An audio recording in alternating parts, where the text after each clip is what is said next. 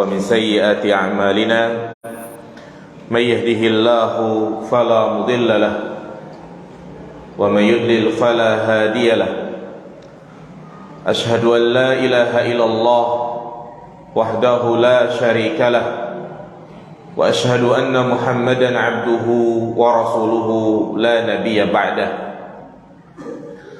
اللهم صل على محمد وعلى آل محمد قال الله تعالى في القرآن الكريم يا أيها الذين آمنوا اتقوا الله حق تقاته ولا تموتن إلا وأنتم مسلمون وقال النبي صلى الله عليه وسلم فإن أصدق الحديث كتاب الله وخير الهدي هدي محمد صلى الله عليه وسلم وشر الأمور محدثاتها فإن كل محدثة بدعة فإن كل بدعة ضلالة وكل ضلالة في النار أما بعد أيها الإخوة أعزني الله وإياكم جميعا jamaah salat subuh yang dirahmati Allah Subhanahu wa taala. Alhamdulillah, tidak terasa hari ini kita memasuki hari yang ke-17 di bulan suci Ramadan. Tentunya ini merupakan karunia Allah yang begitu besar ya Allah berikan kepada kita. Selain Allah mentakdirkan kita untuk bisa mendapati bulan yang penuh dengan keberkahan ini, Allah juga memberikan taufik dan hidayah untuk bisa memaksimalkan ibadah di dalamnya. Yang kita memohon kepada Allah Subhanahu wa taala agar kita senantiasa diberikan keistiqomahan untuk menyelesaikan rangkaian ibadah di bulan suci Ramadan ini. Baik itu ibadah yang wajib seperti puasa, ibadah-ibadah yang sunnah, salat tarawih, qiraatul Quran, dan ibadah-ibadah yang lainnya. Juga kita memohon kepada Allah Subhanahu wa taala agar ibadah yang kita lakukan diterima di sisinya, yang dibalas dengan surga yang penuh dengan kenikmatan.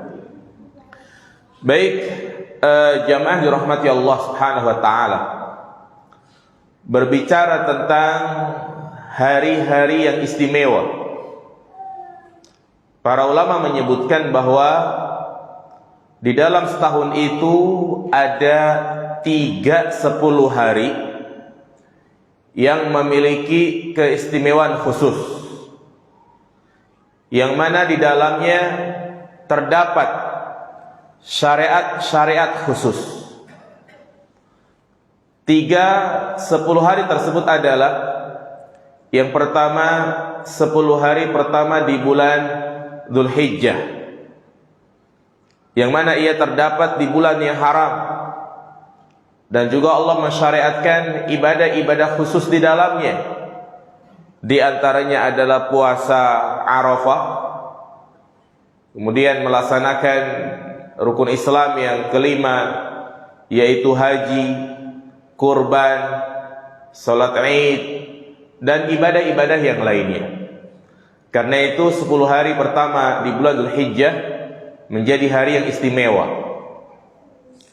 Yang kedua adalah 10 hari pertama di bulan Muharram. Iya, dia juga sama terletak di bulan haram dan disyariatkan ibadah khusus di dalamnya, yaitu di mana kita disunahkan untuk puasa pada tanggal 9 dan 10, disebut dengan puasa Tasu'a dan puasa Asyura. Dan yang ketiga adalah 10 hari terakhir di bulan suci Ramadan, yang insya Allah sebentar lagi kita akan memasukinya. Bahkan dari 10 hari ini, yang paling utama adalah 10 hari terakhir di bulan suci Ramadan. ia terletak di bulan yang sangat-sangat istimewa, yaitu di bulan suci Ramadan, Syahrul Mubarak, bulan yang penuh dengan keberkahan, Syahrul Maghfirah, bulan yang penuh dengan ampunan, Syahrul Fadail, bulan yang penuh dengan keutamaan, wa Syahrul Siyam, dan bulan disyariatkannya untuk berpuasa. Dan 10 hari ini menjadi lebih mulia dari yang lainnya karena terdapat di dalamnya satu malam, malam yang diagungkan oleh Allah Subhanahu wa taala, malam yang kehadirannya selalu diidam-idamkan oleh orang-orang yang beriman, yaitu malam Lailatul Qadar. Maka penting sekali bagi kita untuk mengetahui keistimewaan malam Lailatul Qadar. Tujuannya agar menjadi motivasi buat kita semua untuk bisa mengejarnya, mencarinya dengan semangat beribadah di malam tersebut. Begitu agungnya malam ini, sampai-sampai Allah Subhanahu wa taala menurunkan surat secara khusus yang menjelaskan keutamaan Lailatul Qadar. Surat tersebut bernama surat apa jemaah? Suratul Qadar. Naam, surah Al-Qadar. Yang terletak antara surat apa jemaah? Al-Alaq dan Al-Bayyinah. Naam. Ya. Al-Bayyinah, kemudian Al-Qadar, kemudian Al-Alaq. Ya, jadi secara khusus Allah Subhanahu wa taala ya menyebutkan tentang keutamaan malam Lailatul Qadar di satu surat tersebut. Lalu apa maknanya Al-Qadar? Suratul Qadar. Al-Qadar, para ulama menjelaskan ada 3 makna. Makna yang pertama asy-syaraf, yaitu mulia. Sehingga Lailatul Qadar maknanya adalah malam yang penuh dengan kemuliaan, malam yang penuh dengan keutamaan. Kemudian yang kedua, Al-Qadar juga bermakna takdir, yaitu malam ditentukannya takdir hamba setiap tahunnya. Inilah yang disebut dengan takdir sanawi, yakni takdir yang Allah tetapkan kepada hambanya setiap tahun. Karena catatan takdir itu bermacam-macam jamaah sekalian. Takdir secara umum itu tertulis di Lauhil Mahfuz. Kemudian setelah itu Allah mengambil data di Lauhil Mahfuz untuk disampaikan kepada para malaikat. Dan pengambilan data tersebut bisa terjadi seumur hidup sekali, yang disebut dengan takdir umri, takdir seumur hidup, yaitu tatkala kita berada di alam rahim, di mana ditiupkan ruh ke dalam janin, kemudian diperintahkan kepada para malaikat bikat birizkihi wa ajalihi, ya, untuk mencatat rizkinya, ajalnya, nasibnya. Ini disebut namanya takdir umri. Ada juga takdir sanawi, yaitu di mana Allah Subhanahu wa taala mengambil data di Lauhil Mahfuz untuk disampaikan kepada para malaikat. Dan ini tentunya tidak semuanya, karena yang mengetahui apa yang ada di Lauhil Mahfuz itu hanya siapa? Allah Subhanahu wa taala. Para malaikat tidak mengetahui kecuali jika Allah mengabarkan kepada mereka. Nah, takdir tahunan itu penentuannya pada malam Lailatul Qadar. Sebagaimana Allah sebutkan di dalam surat Ad-Dukhan ayat 4. Inna anzalnahu fi lailatin mubarakah. Sesungguhnya kami turunkan Al-Quran di malam yang penuh dengan keberkahan. Inna kunna munzirin. Sesungguhnya kami memberikan peringatan di dalamnya. Yafruqu kullu amrin hakim. Ditetapkan segala urusan. Ya, ini makna yang kedua. Yaitu apa? Makna yang kedua dari Al-Qadar, malam ditentukannya takdir. Nah, kemudian makna yang ketiga, Al-Qadar bermakna sempit. Iya, sempit. Sebagaimana Allah Subhanahu wa taala berfirman dalam surat Al-Fajr ayat 16, "Wa ammal insanu idza mabtalahu faqudira 'alaihi rizquhu fayaqulu rabbi ahanan." Adapun manusia apabila dia diberikan ujian, faqudira 'alaihi, itu disempitkan rizkinya, maka dia mengatakan rabbi ahanan, Rabbku telah menghinakanku. Atau juga Allah sebutkan dalam surat At-Talaq, liyunfiq dzu sa'atin min sa'ati wa man qudira 'alaihi rizquhu falyunfiq mimma atahullah. Ada kalimat wa man qudira 'alaihi, barang siapa yang disempitkan rizkinya, maka hendaknya dia memberikan nafkah semampunya. Lalu apa kaitannya makna sempit ini dengan malam Lailatul Qadar? Ada yang tahu jamaah sekalian? Apa kaitannya makna sempit dengan malam Lailatul Qadar? Maknanya, malam tersebut adalah malam yang sempit. Malam yang sempit artinya malam di saat itu Allah Subhanahu wa taala memerintahkan kepada para malaikat untuk turun ke alam dunia ini, ke muka bumi ini, dan jumlah malaikat begitu banyak sehingga dunia ini menjadi apa? Menjadi sempit. Ya, nanti secara lebih luas kita akan bahas di Suratul Qadar. Jadi intinya ini 3 makna Al-Qadar. Apa yang pertama? Aduh, lupa lagi.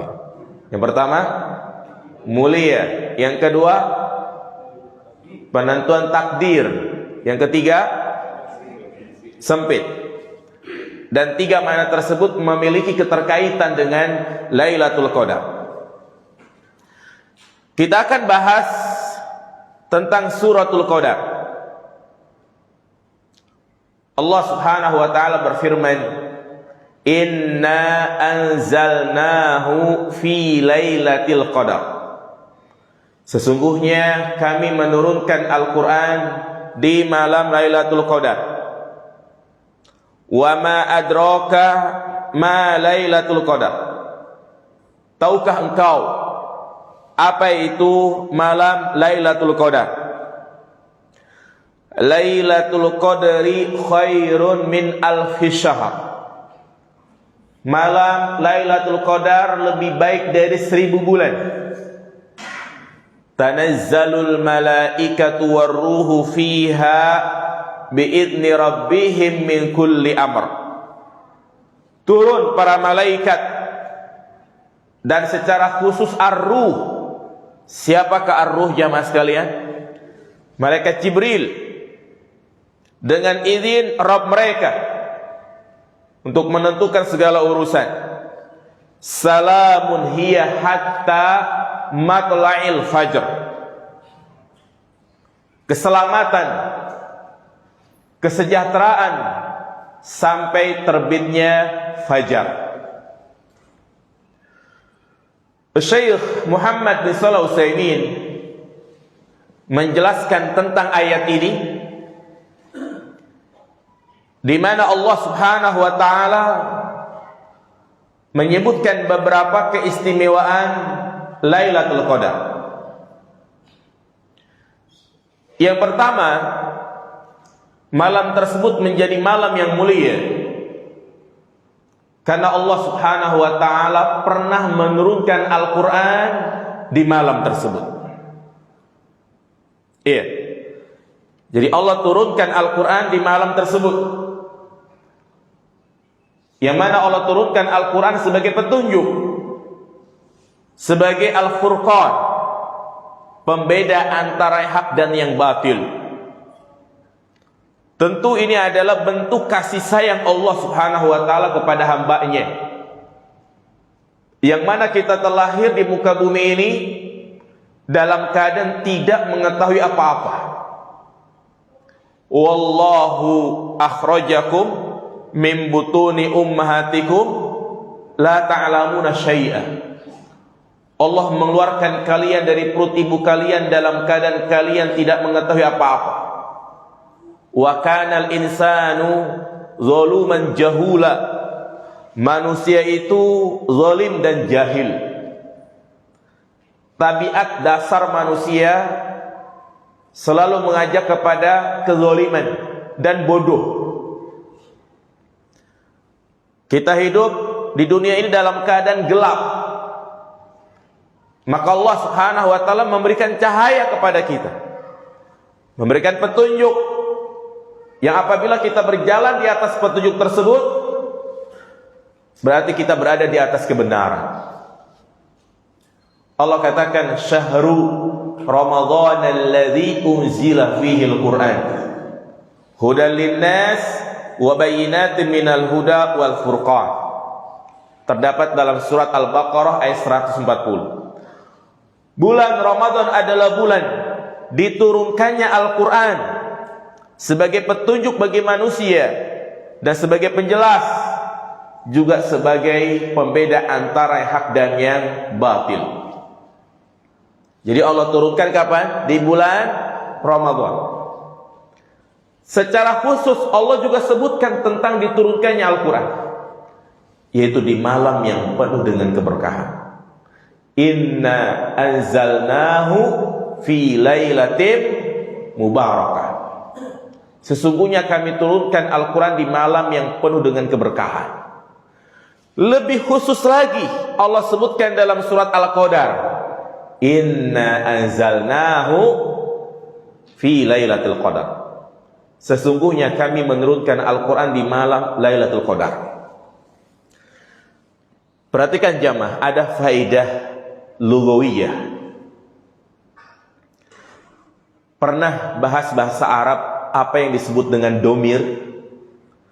Domir itu adalah kata ganti. Kata ganti dari kalimat sebelumnya. Seperti huwa, huma, hum, ya kan? Misalnya kita sedang membicarakan si Zaid. Zaid adalah orang yang cerdas, soleh, dan dia selalu ke masjid di awal waktu. Maka kalimat dia itu kembali kemana? Ke Zaid. Itulah domir. Nah, di dalam surat Al-Qadar Allah katakan inna anzalnahu. Ada apa ini? Ada domir. Nah, Allah Subhanahu wa taala tidak menyebutkan awalannya. Allah sudah mengatakan inna anzalnahu, sesungguhnya kami turunkan hu. Udah jelas itu artinya apa? Al-Qur'an. Ya, padahal sebelumnya Allah tidak sebutkan apa? Al-Qur'an. Itulah mengapa surat Al-Qadar terletak antara surat Al-Bayyinah dan surat apa tadi? Al-Alaq, agar kalimat hu itu kembali kepada suratul Alaq. Iqra bismi rabbikal ladzi khalaq. Inilah yang menjadi makna bahwa yang dimaksud Allah turunkan Al-Qur'an di malam Lailatul Qadar, yaitu di mana Allah turunkan surat pertama kali, yaitu surat Al-Alaq, kepada Nabi kita Muhammad SAW, yang saat itu Nabi berada di mana? Di Gua Hira, tepatnya di malam Lailatul Qadar. Karena hu itu kembali kepada surat Al-Alaq. Bisa dipahami jemaah? Nah, ini makna yang pertama. Makna artinya Allah turunkan Al-Quran di malam Lailatul Qadar, yaitu di mana Allah Subhanahu wa taala menurunkan surat pertama kali di malam Lailatul Qadar. Makna yang kedua, sebagaimana disebutkan oleh sahabat Ibnu Abbas, yang dimaksud dengan nuzulul Quran yaitu waktu diturunkannya Al-Quran. Anzalallahul Qur'ana jumlatan wahidatan fi minal lauhil mahfuz ila baitil izzah minas sama'id dunya thumma nazala mufassala bihasabil waqa'i fi 23 sanah ala Rasulillah sallallahu alaihi wasallam. Disebutkan dalam kitab Fathul Bari, maksud Allah turunkan Al-Quran di malam Lailatul Qadar, yaitu Allah Subhanahu wa ta'ala menurunkan secara menyeluruh, jumlatan wahidah. Jadi Allah turunkan Al-Quran secara menyeluruh. Dari mana? Dari Lauhil Mahfuz ke Baitul Izzah, yaitu di langit dunia. Ingat, memahami hal ini, kita hanya meyakini Allah turunkan Al-Quran secara menyeluruh ke Baitul Izzah. Jangan kita bayangkan Al-Quran suatu mushaf turun begitu. Ya, ini namanya menggambarkan sesuatu yang kita belum tahu. Makanya berbicara hal-hal gaib seperti ini, kewajiban kita hanya apa? Mengimani. Dalam semua hal kita yakin ketika kita meninggal dunia kita akan didatangi oleh malaikat siapa? Munkar dan Nakir. Ya sudah, kita wajib mengimani saja. Enggak perlu kita menggambarkan ya bentuk malaikat Munkar dan Nakir seperti ini, kemudian nanyanya begini. Tidak perlu. Kewajiban kita hanya mengimani. Ya. Jadi ini tahapan yang pertama, Allah turunkan secara menyeluruh. Kemudian yang kedua, baru Allah turunkan secara bertahap. Dan itu terjadi berapa tahun? 23 tahun. 13 tahun di Mekah, 10 tahun di Madinah. Allah turunkan per ayat, kadang per surat, sesuai dengan kebutuhan manusia. Ya. Itu makna dari diturunkannya Al-Quran. Makanya sebenarnya ayat ini juga meluruskan sebagian pendapat yang mengatakan Al-Quran itu turun pada tanggal 17. Ya, mungkin ada sebagian masyarakat kita yang kalau tanggal 17 itu merayakan nuzulul Quran. Iya. Padahal Allah katakan kami turunkan Al-Quran di malam Lailatul Qadar. Pertanyaannya, kalau memang Lailatul Qadar itu tanggal 17, semalam ada yang intikaf enggak? Lailatul Qadar terjadi pada 10 hari terakhir ya kan? 21, 23, 25, 27, 29. Ada enggak tanggal 17? Hah? Tidak ada. Makanya saya masih bertanya-tanya. Ya, kenapa kok yang dianggap turunnya Al-Quran pada tanggal 17 Ramadan? Nah, jadi itu keutamaan yang pertama. Malam di mana Allah Subhanahu wa taala menurunkan Al-Quran. Keutamaan yang kedua, wa ma adraka ma Lailatul Qadar. Perhatikan di sini. Allah Subhanahu wa taala mengagungkan malam tersebut dengan bentuk pertanyaan. Wa ma adraka ma Lailatul Qadar. Tahukah kalian apa itu Lailatul Qadar? Subhanallah. merupakan metode Al-Quran, gaya Allah Subhanahu wa ta'ala ketika hendak menyampaikan sesuatu yang sangat penting. Biasanya Allah mulai dengan bentuk pertanyaan. Tujuannya agar kita perhatian, agar kita lebih fokus, agar kita berusaha untuk mencarinya.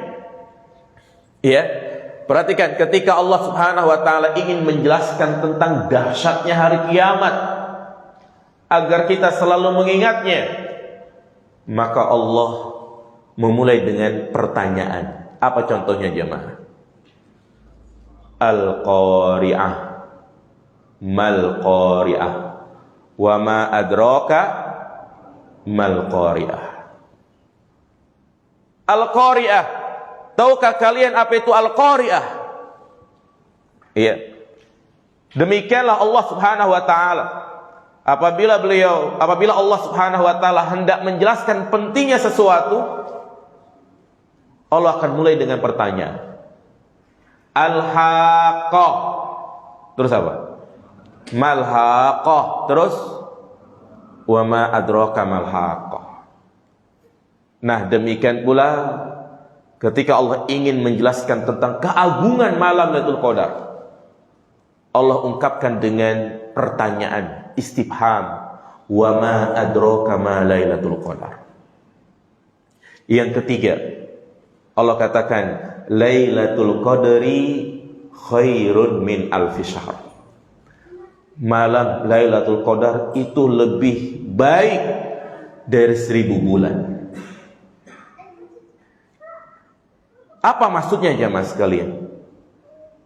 Siapa saja yang beribadah di malam tersebut, ibadah apa saja jemaah, yang penting dalam kategori ibadah, baik dia mengerjakannya sebentar atau separuh malam atau semalaman suntuk, maka dia mendapatkan pahala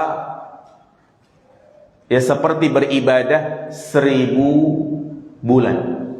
Bahkan yang Allah katakan dalam ayat ini khairun, menunjukkan kepada kita bahwa ibadah yang dilakukan di malam tersebut bukan sebanding. Ya, kalau kalimat sebanding berarti sama. Tetapi Allah ungkapkan dengan kalimat khairun, berarti artinya apa? Lebih baik dari ibadah 1000 bulan. Subhanallah. Ya, semakin dia habiskan malam tersebut untuk beribadah, maka semakin besar pahala yang dia dapatkan.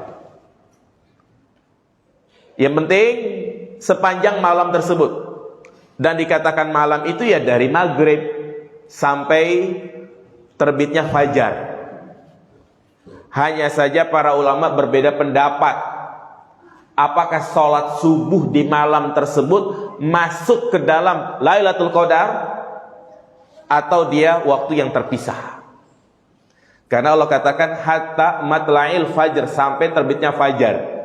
Nah, kalimat sampai terbitnya fajar, terbit fajar itu apakah masuk ke malam tersebut atau tidak? Berarti kalau penghujung malam tersebut masuk ke dalam Lailatul Qadar, mereka yang sholat subuh berjamaah di malam itu lebih baik dari sholat 1000 bulan. Ya. Apakah mengharuskan dia untuk bergadang tidak tidur? Tidak jamaah sekalian. Ya. Pokoknya semakin dia bergadang, semakin besar pahala yang didapatkan. Sholat tarawih di malam tersebut terhitung? Naam, terhitung. Iya. Makanya nanti di antara amalan yang paling utama untuk kita lakukan di malam tersebut adalah i'tikaf. Jadi ya, ini adalah suatu keistimewaan yang kata para ulama khusus diberikan kepada umatnya Nabi Muhammad saja. Tidak diberikan kepada umat-umat sebelum kita. Dan ini juga sebagai penghibur bagi kita, Artinya kita jangan bersedih, jangan berkeluh kesah. Walaupun kita ditakdirkan memiliki usia yang pendek, berbeda dengan umat-umat sebelum kita, yang mereka umurnya itu sampai ratusan tahun, bahkan 1000-2000 tahun jamaah. Bayangin coba. Mungkin menurut kita mustahil. Gimana orang itu umurnya 1000 tahun? Orang kita aja 60 tahun, 70 tahun udah pada kena stroke, ya kan? Kolesterol, asam urat. Nah ini sampai 1000 tahun, emang makannya apaan? Gitu kan? Ya demikianlah ya Allah sebutkan di dalam Al-Quran. Nabi Nuh saja berdakwah berapa tahun jemaah? 900 tahun itu dakwahnya. Berarti umurnya berapa coba? Iya, subhanallah. Adapun kita, a'maru ummati ma baina sittin wa sab'in. Umur umatku itu hanya berkisar antara 60 sampai 70 tahun. Wa aqallu man yujawizu dzalik, dan sedikit sekali yang melewati dari batasan tersebut. Iya. Tapi kita jangan bersedih jemaah. Karena Allah Subhanahu wa taala banyak memberikan kesempatan kepada kita untuk melakukan satu amalan yang pahalanya itu sama seperti kita mengerjakan amalan berpuluh-puluh tahun. Bayangkan kalau seseorang setiap tahun mendapatkan malam Lailatul Qadar, anggaplah sebanyak 10 kali. Berarti sama saja dia beribadah berapa tahun jamaah? 830 tahun. Karena kan satu malam sama dengan 1000 bulan. 1000 bulan sama dengan 83 tahun. Berarti 10 tahun sama dengan 830 tahun. Subhanallah. Dan Lailatul Qadar itu terjadi hanya sekali setiap tahunnya. Makanya kita disuruh untuk berusaha mencarinya. Dan yang perlu digarisbawahi jemaah, tidak semua orang yang terjaga di malam tersebut mendapatkan keutamaan Lailatul Qadar. Karena secara umum ada kaidah, tidak semua orang yang berada di tempat yang mulia mendapati waktu yang mulia, dia mendapatkan kemuliaan tersebut. Ramadan bulan yang mulia, ya kan? Tapi ternyata tidak semua orang mendapatkan kemuliaan Ramadan. Pantas kalau Nabi mengatakan sakula abdun dakhala alaihi Ramadan wa kharaja minhu falam yughfar lahu. Celakalah bagi seorang hamba yang dia memasuki bulan suci Ramadan, dia mendapati Ramadan, tapi dosa-dosanya tidak diampuni. Ya, siapakah mereka? Mereka itulah yang Ramadan tapi kagak puasa, kagak sholat tarawih, tidak membaca Al-Quran, udah berlalu begitu saja. Bahkan di benak pikirannya kalau ingat Ramadan, waduh, sebentar lagi dapat THR nih. Ramadan, Lebaran, mudik. Ya, Ramadan memburu diskon. Tuh. Nah inilah orang yang merugi, nggak dapat apa-apa. Nah sama halnya malam Lailatul Qadar. Ada orang yang bergadang dia, tapi nggak dapat keutamaan malam tersebut. Kenapa? Karena dia gunakan bukan untuk beribadah. Contohnya, dia bergadang buat main catur. Dia bergadang main apa itu? Kalambor. Dia bergadang di masjid, tapi main game Mobile Legend. Di masjid, tapi Facebook terus dibuka, IG terus, YouTube short itu kan. Iya, musik didengerin. Ini percuma. Ya, dia bergadang, tapi sedang apel sama pacarnya. Ya, jadi percuma aja mas sekalian. Dia bergadang, tapi mengganggu orang lain. Perang sarung lah, ya perang petasan lah, ya kan. Nah ini percuma jamaah sekalian. Maka yang perlu kita pahami, mereka yang mendapatkan malam Lailatul Qadar tersebut adalah mereka yang sedang apa? Beribadah. Iya, beribadah. Seorang wanita bagaimana? Dia beribadah di rumah. Jadi itu yang perlu kita pahami jamaah sekalian. Jadi keutamaan, kemuliaan malam Lailatul Qadar itu hanya didapat bagi mereka yang memaksimalkan ibadah. Iya. Nah, kemudian berikutnya keutamaan yang keberapa jemaah? Yang ketiga ya. Yang keempat, tanazzalul malaikatu waruh, malaikat turun pada malam tersebut. Tentunya malaikat turun dengan membawa rahmat, kebaikan-kebaikan yang biasanya Allah perintahkan turun kepada para malaikat itu untuk membinasakan suatu kaum jemaah. Ya, tetapi di sini Allah suruh mereka turun untuk membawa rahmat. Subhanallah. Ya, dia yang berdoa maka malaikat ikut mengamininya. Dan malaikat yang turun itu bukan 1, 2, 3 malaikat, tapi tidak terhitung jamaah sekalian. Makanya tadi di awal saya sampaikan, ya, muka bumi ini menjadi apa? Sempit. Bahkan Allah katakan tanazzal, bukan nazalah. Tanazzal bermakna tatanazzalu, yaitu mereka terus berangsur-angsur turun. Terus-terusan turun. Karena jumlahnya begitu banyak. Dan ketika terbit fajar, mereka pun naik ke atas langit lagi. Makanya di antara, kata para ulama, di antara tanda terjadinya malam Lailatul Qadar, matahari terbit apa itu? Antatul asyamsu fi sabihati yaumiha bayda wala syi'a alaha. Matahari terbit putih dan tidak menyilaukan, tidak terlalu silau. Kenapa? Karena saat itu malaikat apa? Naik. Sehingga matahari tertutup malaikat. Sebagian para ulama mengatakan seperti itu. Tapi Allah a'lam. Ya. Waruh, bahkan malaikat Jibril pun turun. Kenapa malaikat Jibril disebut namanya ruh? Karena malaikat Jibril bertugas untuk menurunkan Al-Quran. Dan Al-Quran adalah ruh bagi kehidupan manusia. Ya. Nah, kemudian keutamaan lainnya, Allah katakan tanazzalul malaikatu waruh biidzni rabbihim min kulli amr, yaitu malam dicatatnya apa? Takdir. Yang disebut namanya takdir apa tadi? Sanawi. Iya. Kemudian Allah katakan salamun, keselamatan, kesejahteraan, keberkahan, kebaikan.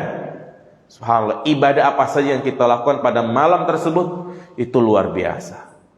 Sedekah, mungkin ada kajian ilmu, ya. Jadi pokoknya berusaha untuk memaksimalkan ibadah di malam tersebut. Mengisi gimana caranya agar tidak kosong, agar kita tidak cepat ngantuk jamaah sekalian. Ngantuk gak apa-apa, tidur paling 1 jam 2 jam. Ya, ini jangan awal masuk ke masjid udah apa? Tidur, bangun-bangun sahur, cuma numpang sahur doang. Habis subuh tidur lagi, berangkat kerja. Inilah disebut namanya itikaf ngalong ya.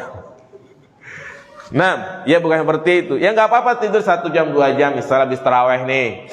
Ya, kita nyantai-nyantai dulu ngopi gitu kan. Jam 10 kalau ada kajian ilmu. Ya, sampai jam 11 ngantuk tidur. Jam 1 kita bangun lagi. Kita baca Al-Quran atau mau qiyamul lail juga silahkan. Ya, seperti itu. Ya, makanya kalau Ramadan seperti ini di Masjidil Haram betul-betul hidup jamaah sekalian. Malam itu betul-betul rame. Ya, karena tarawihnya selesai jam 11. Kemudian istirahat sebentar, jam 1 udah mulai tarawih lagi. Ya, jadi mau tidur juga kita malu. Tapi kalau di masjid kita orang pada tidur semua. Nah, Ya, kemudian ini ya, keutamaan-keutamaan malam Lailatul Qadar. Jadi ada berapa itu semuanya itu? Ya, ada juga yang terakhir, dosa-dosa orang yang menghidupkan malam tersebut diampuni. Karena Rasulullah mengatakan man qoma Lailatul Qadri, barang siapa yang qiyamul lail, salat tarawih di malam Lailatul Qadar, maka dosa-dosanya itu diampuni. Kemudian di antara hal yang perlu kita ketahui juga adalah tentang pada tanggal berapa turunnya Lailatul Qadar. Nabi SAW menyampaikan taharru Lailatul Qadri fil ashril awakhir min Ramadan. Carilah malam Lailatul Qadar di 10 hari terakhir di bulan suci Ramadan. Perhatikan di sini Nabi mengatakan taharru, artinya carilah. Ya, jadi bukan kita diam saja tidak beribadah, carilah dengan cara kita beribadah di 10 hari terakhir.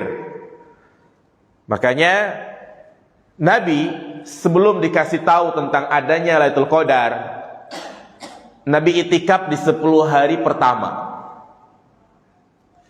Setelah selesai 10 hari pertama, malaikat Jibril datang kepada Nabi seraya mengatakan, amamak, Lailatul Qadar itu di hadapanmu.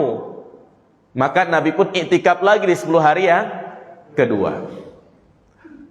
Jibril mengatakan lagi, amamak, di depanmu. Itu 10 hari yang terakhir. Ya, maka Nabi menetapkan Lailatul Qadar itu terjadi 10 hari terakhir. Utamanya adalah di malam-malam ganjil. Karena Nabi juga mengatakan taharu Lailatul Qadri fil witri. Ya. Nabi SAW mengatakan carilah Lailatul Qadar di malam-malam ganjil di 10 hari terakhir. Berarti tanggal 21, 23, 25, 27, 29. Pertanyaannya, apakah di malam-malam ganjil tersebut hanya terjadi di malam tertentu? Maka terjadi khilaf di kalangan para ulama. Ya, ada yang mengatakan Lailatul Qadar terjadi pada tanggal 21. Ada yang mengatakan malam 23. Karena Nabi saat itu sedang sholat, ya, tiba-tiba tempat sujud Nabi itu ketetesan air karena turun hujan. Nah, dan Nabi mengatakan hadhi lailah, ini adalah malam Lailatul Qadar. Ya, makanya dia mengatakan Lailatul Qadar terjadi tanggal berapa? 23. Ya, dan juga sebagian ulama mengatakan tentang hadis ini, di antara tanda Lailatul Qadar turun hujan. Ada pula yang mengatakan tanggal 25. Ada pula yang mengatakan tanggal 27. Bahkan Ubay bin Ka'ab memastikan Lailatul Qadar terjadi malam ke-27. Apa kata Ubay bin Ka'ab? Wallahi inni la'lamuha hiyal lailah allati amarana Rasulullah sallallahu alaihi wasallam biqiyamiha hiya lailatu sab'in wa ishrin. Demi Allah, sesungguhnya aku mengetahui malam Lailatul Qadar, malam yang Nabi menyuruh kita untuk bersemangat di dalamnya, yaitu pada malam 27. Ya. Al-muhim, yang penting jamaah sekalian, ya, kita berusaha untuk mencarinya. Ya, ima tanggal 21, 23 dan terus berubah-ubah. Tidak mesti di satu malam saja. Ya. Dan hikmahnya, kalau itu hanya terjadi satu malam, misalnya Nabi menyampaikan Lailatul Qadar terjadi malam 27. Kira-kira malam 20, 21, 22, 23 pada itikaf enggak itu? Enggak ada. Ya ngapain?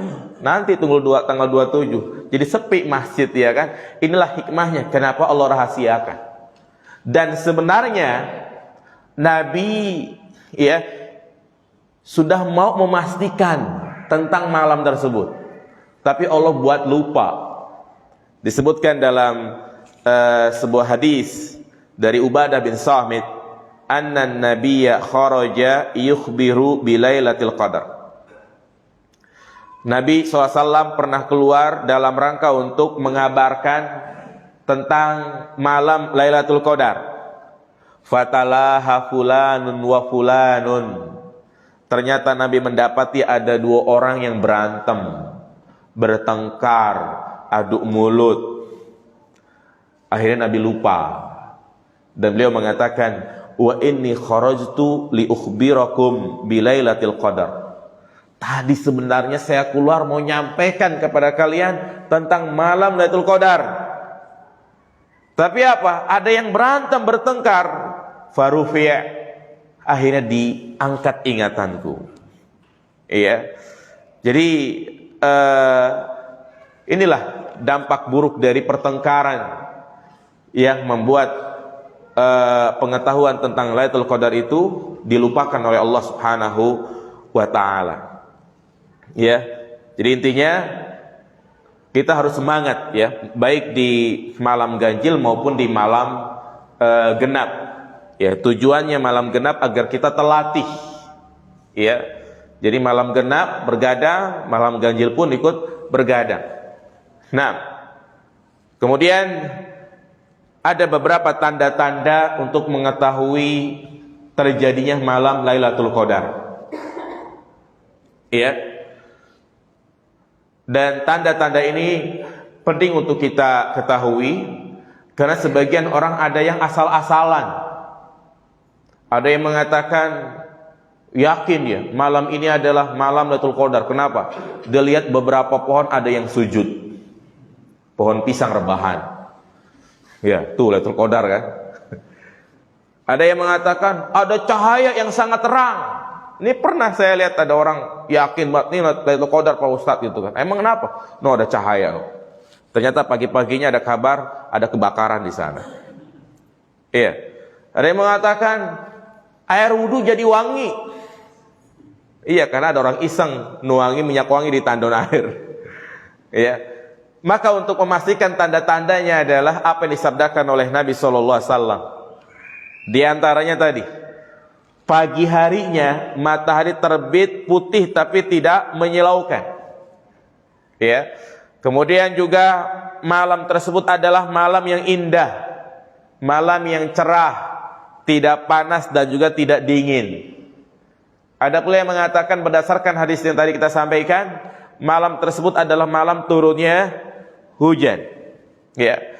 Dan intinya banyak ciri-ciri lainnya, ya. Yang penting kita semangat saja untuk berusaha mencari malam tersebut. Dan kita jangan tertipu dengan postingan-postingan yang selalu berseliuran ya di 10 hari terakhir. Kadang tuh ada yang memposting foto gambar matahari terbit ya kan. Malam 21, 23 mataharinya begini, 25 mataharinya begini. Ada kan biasanya? Ya. Nah itu bisa jadi gambar tersebut adalah gambar tahun-tahun lalu diposting lagi ya kan, jadi terus berulang ya. Yang penting intinya adalah al-amal wal amal ya. Di antara amalan yang paling utama adalah i'tikaf jamaah sekalian, i'tikaf di masjid ya. Dan diutamakan i'tikaf itu 10 hari full. Kita masuk ke masjid tanggal 20 sorenya ya. Kemudian kita fokus ibadah ya sampai menjelang lebaran. Jadi siang misalnya tanggal 29 atau tanggal 30. Itu yang paling utama. Ya, sebagaimana yang biasa dilakukan oleh Nabi sallallahu alaihi wasallam. Sebagaimana hadis Aisyah radhiyallahu taala kana Rasulullah SAW yujawiru fil ashr awakhir min Ramadan. Beliau beriktikaf di 10 hari terakhir di bulan Ramadan. Ya.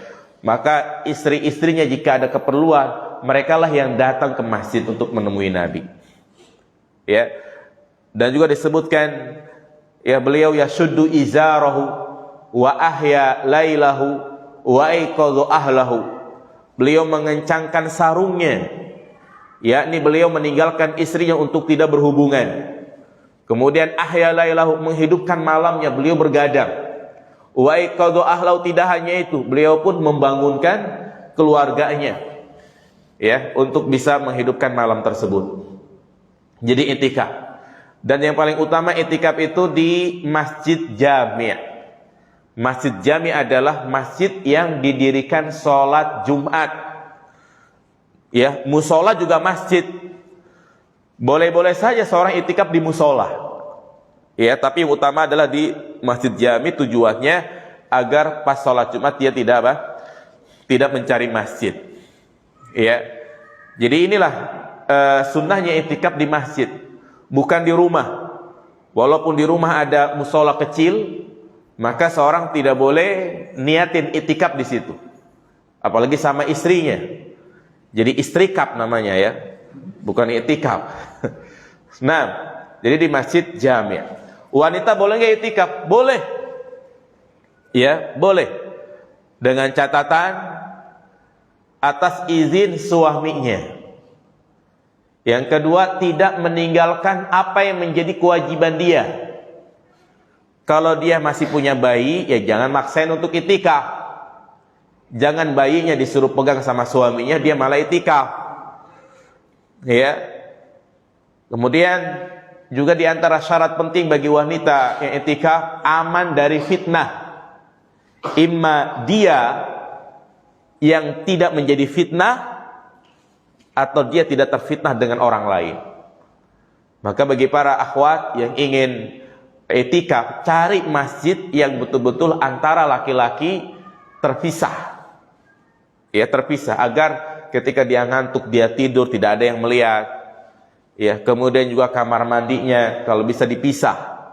Ya, agar dia lebih leluasa. Nah, jangan sampai di itikaf jadi bahan fitnah, omongan bagi kaum laki-laki. Nah, jadi itu mungkin yang bisa kita sampaikan berkenaan tentang keutamaan 10 hari terakhir di bulan suci Ramadan dan juga amalan-amalan khusus di dalamnya. Sampai di sini ada pertanyaan? Silakan, barangkali mungkin yang mau bertanya secara langsung, tafadhol. Iya.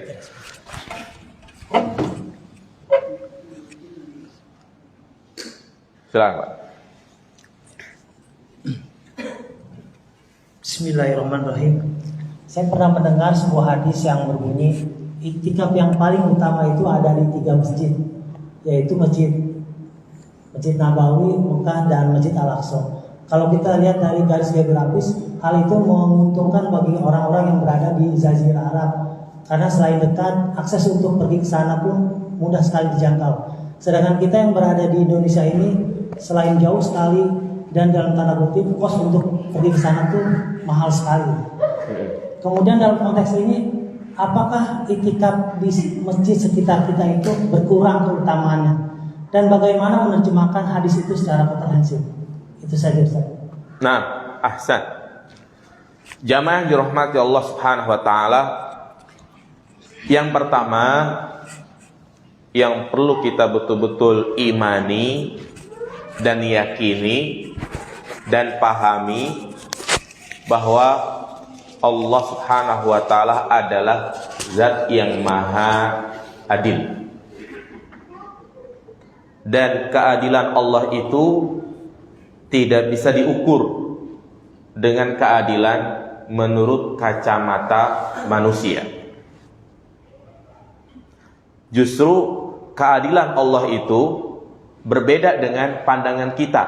Mungkin kadang kita menilainya Allah tidak adil, tapi justru itu adalah keadilan Allah Subhanahu wa taala. Di antaranya adalah Allah melebihkan sebagian makhluknya dari sebagian yang lainnya. Contohnya, untuk menjadi seorang nabi, kita mungkin punya harapan, pengen jadi rasul, pengen jadi nabi.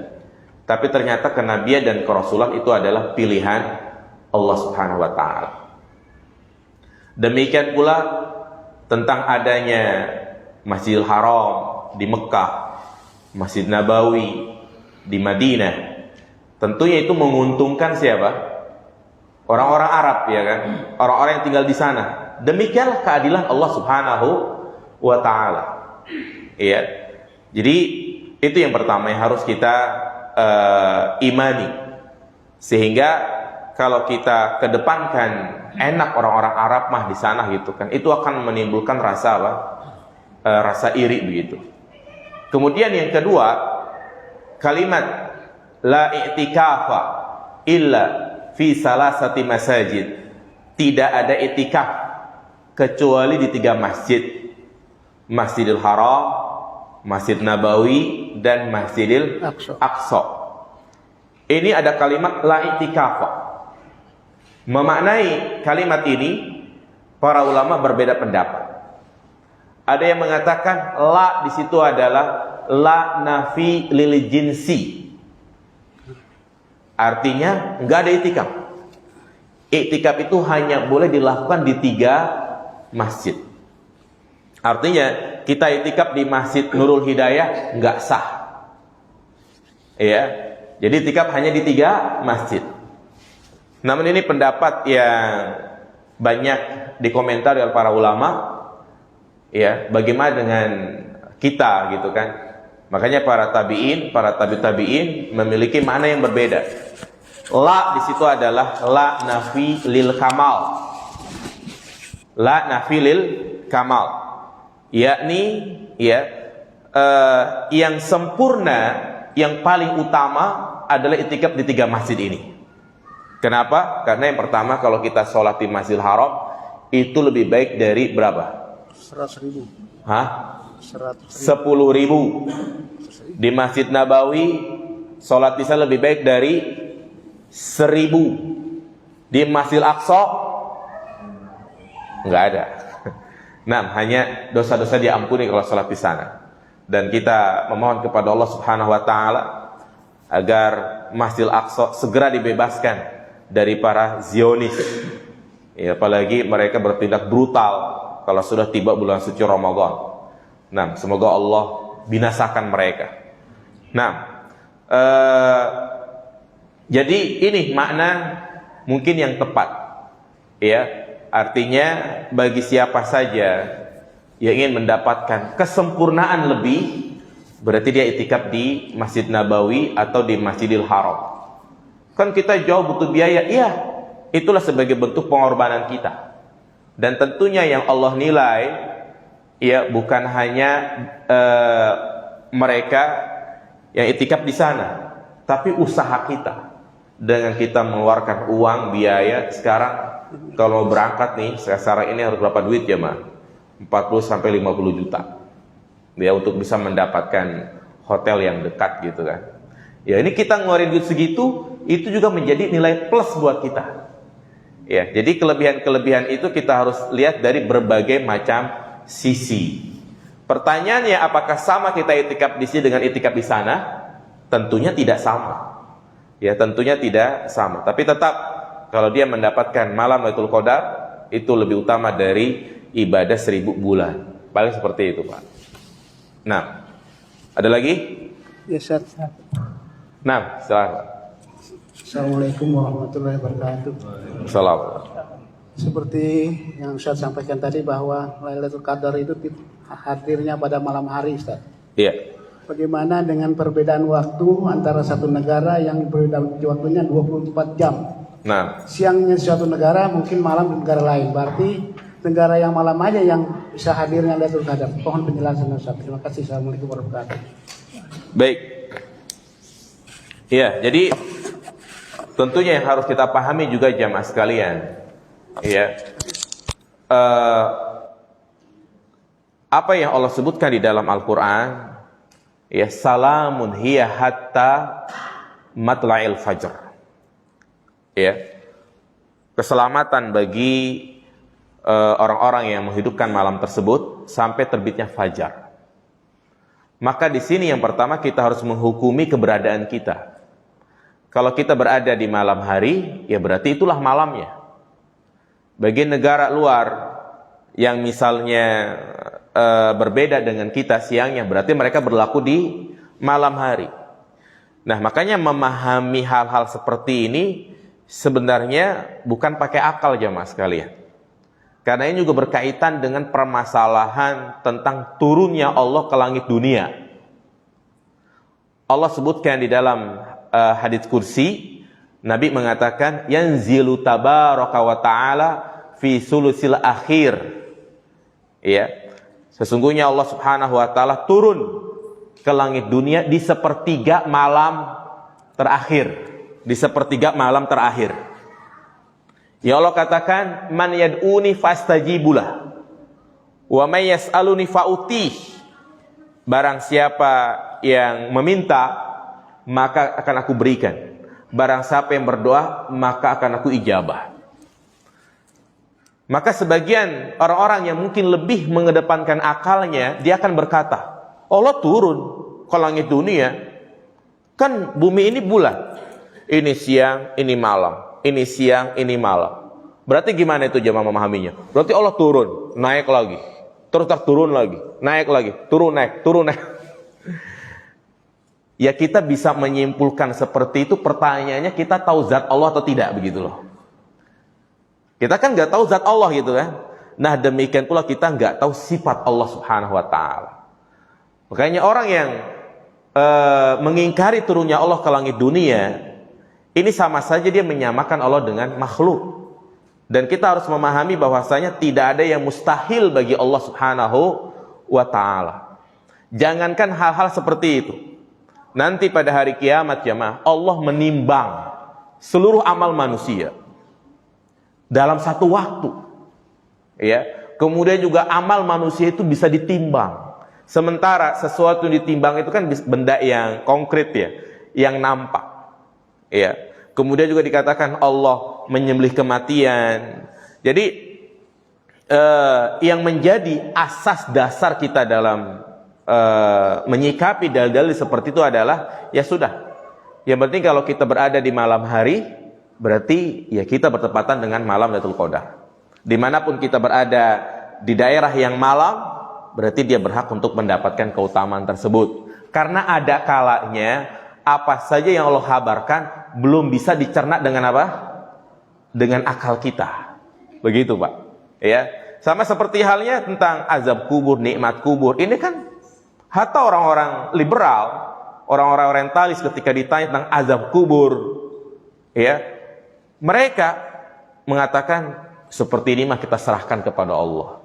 Ujung-ujungnya mereka tidak bisa menerka dengan akal mereka. Nah demikian pula dalam masalah Lailatul Qadar di malam yang berbeda. Ya sudah, kewajiban kita adalah apa? Al-amal wal iman. Iman dan beramal. Demikian Pak.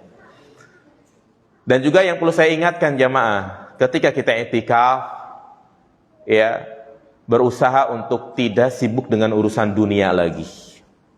Maka yang punya bisnis, orderannya diselesaikan sampai tanggal 20 Ramadan. Ya. Jangan sampai pas i'tikaf orderan masuk terus ya kan. Sementara di antara adab kita nggak boleh jual beli di mana? Di masjid. Ya. Hatta pesan pakai Grab, Gojek gitu kan, pesan makan sahur nggak boleh. Artinya kalau kita pengen mesen makanan gimana? Ya keluar dulu dari masjid, adabnya seperti itu. Ya, karena Nabi menyebutkan siapa saja yang melihat ada orang yang berjualan di masjid, katakan kepadanya, la abrahallahu tijaratak, semoga Allah tidak memberikan keberkahan, keberuntungan pada jualanmu itu. Iya. Cukup jemaah? Nah, semoga bermanfaat. Ya, semoga kita semua diberikan keistiqomahan, dan mumpung sekarang masih tanggal 17, tidak ada kata terlambat untuk memaksimalkan ibadah jemaah. Jangan sampai Ramadan berlalu begitu saja. Ya, tidak memberikan asar pada hati kita, yaitu pengaruh pada hati kita. Makanya di antara tanda orang itu mendapatkan malam Lailatul Qadar, ibadahnya lebih semangat. Ya, ibadahnya lebih semangat, lebih rajin lagi ke masjidnya. Ya, demikianlah subhanakallahumma bihamdika, asyhadu an la ilaha illa anta, astaghfiruka wa atubu ilaik. Assalamualaikum warahmatullahi wabarakatuh.